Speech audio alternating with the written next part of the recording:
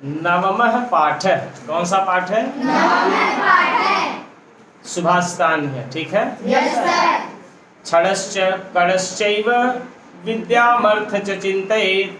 क्षणत्यागे कुतो विद्या कणत्यागे कुतो धनम। बड़ा सुंदर लाइन। क्षणश्च, क्षणशः माने एक एक क्षण, एक एक क्षण मतलब एक एक पल। समय को जो हम मापते हैं तो उसकी छोटी इकाई मानी जाती है एक एक क्षण, ठीक है। जैसे सेकंड में नापते हैं ना, सबसे छोटा क्या होता है? सेकंड। तो यहाँ हम कहेंगे एक एक क्षण, कणश्चैव और एक एक कण, ठीक है। विद्यामर्थम च चिन्तयेत्। अगर आप विद्या प्राप्त करना चाहते हैं, अगर आप विद्वान बनना चाहते हैं तो अपने एक एक क्षण का उपयोग कीजिए, ठीक है। Yes sir. हर समय विद्या के लिए आप काम कीजिए, ओके। Yes sir. और एक एक कण एकत्र कीजिए। कणश्चैव माने एक एक कण, ठीक है। Yes sir. संयमी बनिए। कहने का मतलब क्या है कि संयम कीजिए, ठीक है ना। Yes sir.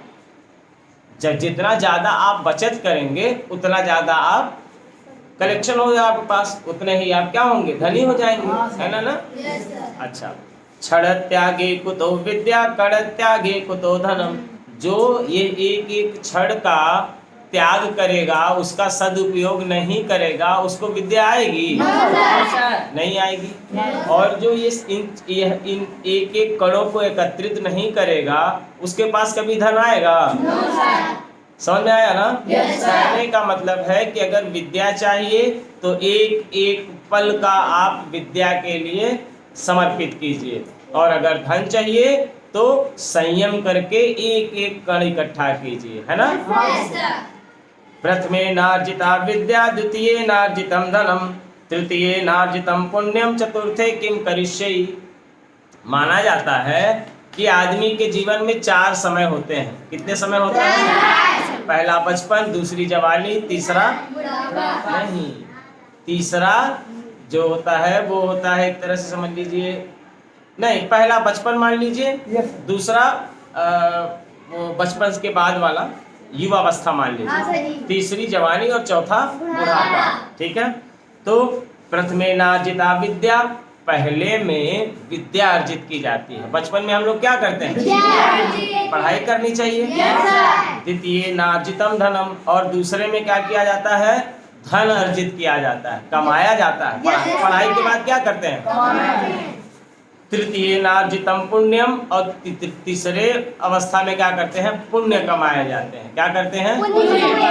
तीर्थ और व्रत किए जाते हैं, ठीक है ना। चतुर्थे किम करिष्यति, और अगर आपने तीनों समय का नुकसान कर दिया, मतलब पहले में विद्या अर्जित नहीं की, दूसरे में धन अर्जित नहीं किया, तीसरे में पुण्य नहीं कमाया, तो चौथे में आप अगर चाहेंगे तो ये चारों कर लेंगे।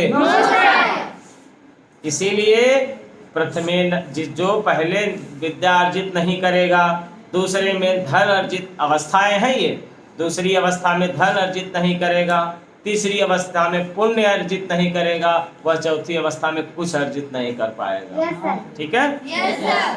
सर्वतीर्थमयी माता सर्वदेवमयः पिता मातरम पितरम तस्मात् सर्वयत्नेन पूजते।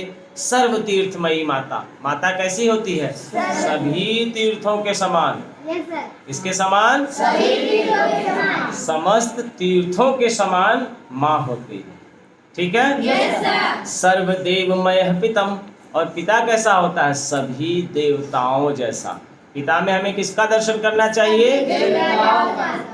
देवताओं का दर्शन। अपने पिता में हमको ब्रह्मा विष्णु महेश दिखने चाहिए, और माता में देवियां दिखनी चाहिए, ठीक है ना।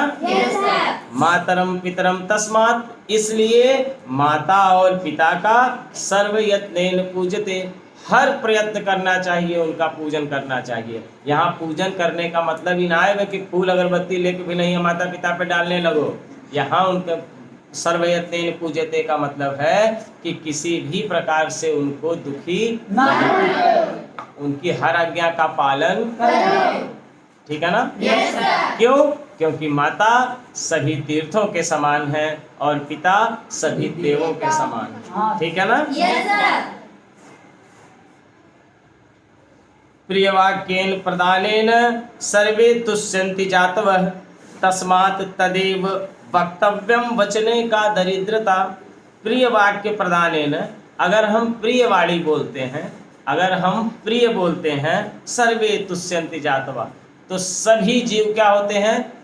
संतुष्ट होते हैं, सभी जीव खुश होते हैं। अगर हम प्रिय बोलते हैं तो सभी क्या होते हैं? संतुष्ट होते हैं। ठीक है? Yes sir. तो हमें कैसा प्रिय बोलना चाहिए, है ना? कैसा बोलना चाहिए? तस्मात् तदेव वक्तव्यम वचने का दरिद्रता। तो प्रिय बोलने के लिए हमारा कुछ लग रहा है? खर्चा ज्यादा लगता है? नहीं लगता है ना? तो वचने का दरिद्रता, तो भाई बोलने में हम दरिद्रता क्यों करें?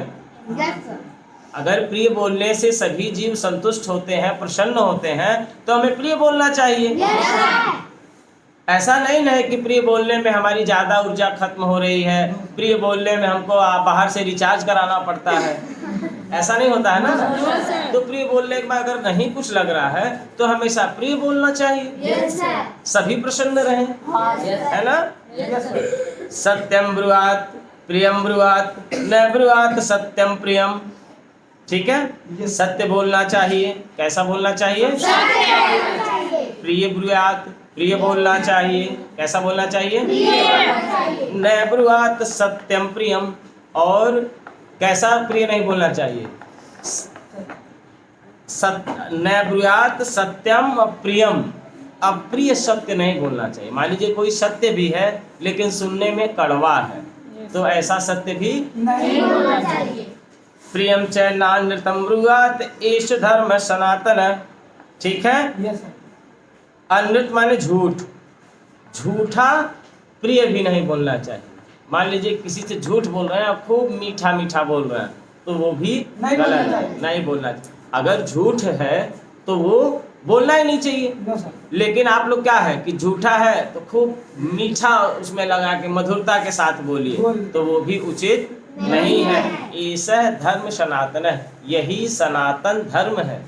सनातन धर्म क्या है कि सत्यम ब्रुआत, सत्य बोलो, प्रियम ब्रुआत, प्रिय बोलो, न ब्रुआत सत्यम अप्रियम, अप्रिय सत्य मत बोलो। प्रियम च नानृतम ब्रुआत, झूठ प्रिय झूठ भी मत बोलो, मधुर झूठ मत बोलो। ऐसा धर्म सनातन है, यही सनातन धर्म है, यही सनातन धर्म है। हो गया? बहुत बढ़िया।